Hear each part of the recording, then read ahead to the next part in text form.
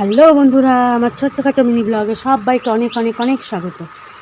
তো দেখো, আজকে সকাল থেকে ওয়েদারটা একটু মেঘলা ছিল, বাট কিছুক্ষণ পর থেকেই বৃষ্টি শুরু হয়ে গেল। ওই ধরো 7:30 পৌনে 8টা থেকেই বৃষ্টি শুরু হয়ে গেছে। আর এই যে দেখো, ওই দেখো একটা সাপ দেখতে পাচ্ছ?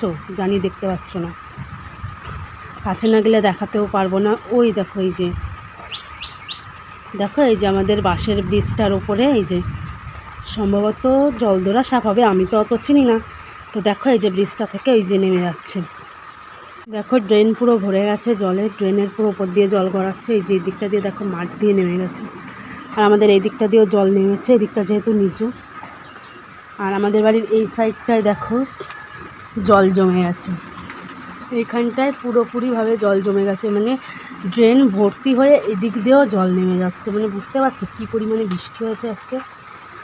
আর এদিকে দেখো, আমি আমার চায়না বুদ্ধি কাজে লাগিয়ে এখানে গাঁটি কচু ধুতে রেখেছি। গাঁটি কচুগুলোয় তো প্রচণ্ড পরিমাণে বালি থাকে, মাটি থাকে, তো সেগুলো ধোয়ার জন্য আমি এখানে রেখে দিয়েছি।